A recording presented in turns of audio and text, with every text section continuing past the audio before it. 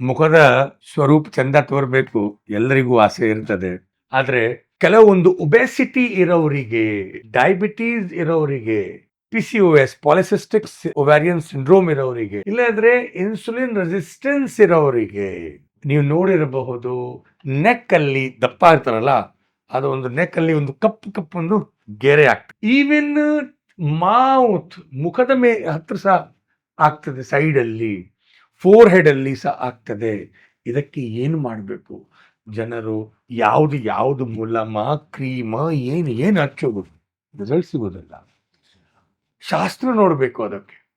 ನೋಡಿ, ಆಚಾರ್ಯ ಯೋಗರತ್ನಾಕರದಲ್ಲಿ ಏನ್ ಹೇಳ್ತಾ ಇದ್ದಾರೆ? ಸಿದ್ಧಾರ್ಥಕ ವಚಾಲೋದ್ರ ಸೈಂಧವೈಶ್ಚ ಪ್ರಲೇಪನಂ.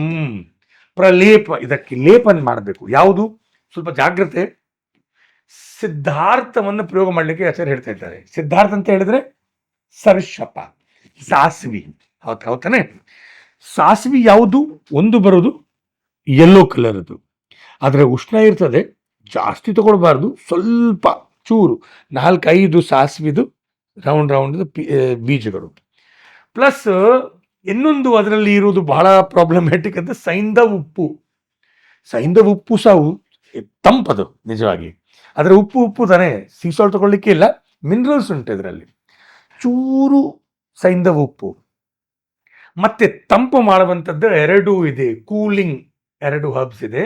ಒಂದು ಬಜೆ ಚೂರ್ಣ, ಇನ್ನೊಂದು ಲೋದ್ರ ಸಹ ಒಳ್ಳೆ ಸ್ಕಿನ್ಗೆ ಲಾವಣ್ಯ, ಕಾಂಚನ ತಗೊಳ್ಳುವಂಥದ್ದು ಔಷಧಿ ಹೇಳಿದ್ದಾರೆ ಆಚಾರ್ಯ. ಇದು ಆಕ್ಚುಲಿ ಜಾಸ್ತಿ ಪ್ರಮಾಣದಲ್ಲಿ ತಗೊಳ್ಬೇಕು. ಒಂದು ಸಾಧಾರಣ ಒಂದು 50 ಗ್ರಾಮ್ಸ್ ಬಜೆ, 100 ಗ್ರಾಮ್ಸ್ ಲೋದ್ರ, 5 ಗ್ರಾಮ್ಸ್ ಇದರಲ್ಲಿ ಸೈಂಧವ ಅಂಡ್ 5 ಗ್ರಾಮ್ಸ್ ಸಾಸ್ವಿದು ಬೀಜಗಳು. ಇಷ್ಟವನ್ನು ಒಳ್ಳೆ ಮಿಕ್ಸ್ ಮಾಡಿ ಇಡಬೇಕು. ನಿಜವಾಗಿ ಅದನ್ನು ಪೇಸ್ಟ್ ರೆಡಿ ಮಾಡಬೇಕು. ಯಾಕೆಂದ್ರೆ ಸ್ವಲ್ಪ ನೀರು ಹಾಕಿ ಅದನ್ನು ಕಲ್ವದಲ್ಲಿ ಒಳ್ಳೆ ಪೆಸಲಲ್ಲಿ ಹಾಕಿ ಪೇಸ್ಟ್ ಮಾಡಬೇಕು.